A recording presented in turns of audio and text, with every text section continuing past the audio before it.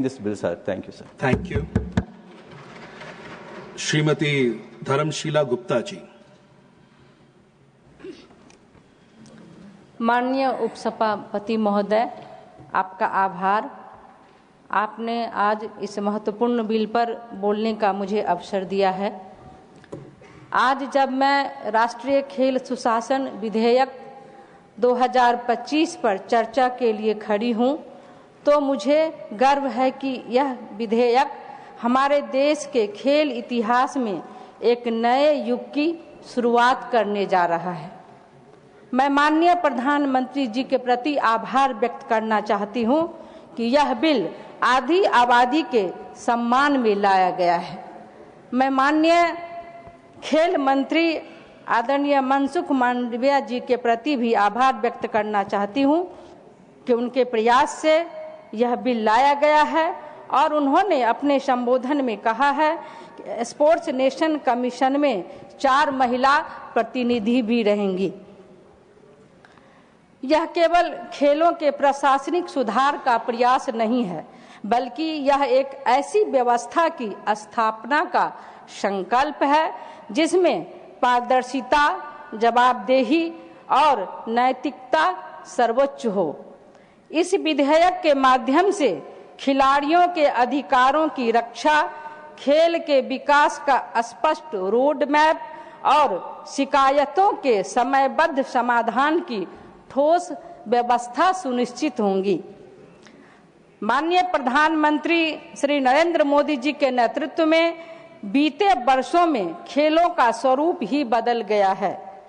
पूर्व की सरकार ने खेल पर कोई ध्यान नहीं दिया था और युवाओं की प्रतिभा को आगे बढ़ने नहीं दिया था, लेकिन आज खेल केवल मनोरंजन का माध्यम नहीं, बल्कि राष्ट्र निर्माण का एक सशक्त साधन बन चुके हैं। खेलो इंडिया ने गांव-गांव में खेल की संस्कृति को पुनर्जीवित किया। टारगेट ओलंपिक पोडियम स्कीम ने खिलाड़ियों को विश्व स्तरीय प्रशिक्षण और संसाधन उपलब्ध कराए और फिट इंडिया मूवमेंट ने पूरे देश को स्वास्थ्य और खेल के महत्व के प्रति जागरूक किया। टोक्यो ओलंपिक और पैरा ओलंपिक में भारत का अब तक का सर्वश्रेष्ठ प्रदर्शन, एशियाई खेलों और कॉमनवेल्थ में लगातार बढ़ता पदक संख्या, यह सब इस सरकार की दूरदर्शी नीतियों और खिलाड़ियों के प्रति प्रतिबद्धता का प्रमाण है। यह माननीय प्रधानमंत्री आदरणीय मोदी जी की सोच है कि एक महिला सांसद होने के नाते मैं यह भली भांति समझती हूँ कि खेलों में महिलाओं की भागीदारी और सुरक्षित माहौल कितना महत्वपूर्ण है। यह विधेयक हर खिलाड़ी, चाहे वह पुरुष हो या महिला हो, को समान अवसर और निष्पक्ष व्यवस्था का भरोसा देता है। यह सुनिश्चित करेगा कि खेलों में केवल प्रतिभा और मेहनत का मूल्यांकन हो, न कि किसी अन्य आधार पर भेदभाव। आज हमारे देश में खेल महज एक प्रतियोगिता नहीं, बल्कि सामाजिक परिवर्तन का माध्यम बन रहे हैं। इस विधेयक के जरिए हम न केवल खेलों में सुशासन की नई परंपरा स्थापित करेंगे, बल्कि एक ऐसी पीढ़ी तैयार करेंगे जो अनुशासन, ईमानदारी और देशभक्ति को जीवन के हर क्षेत्र में अपनाएगी।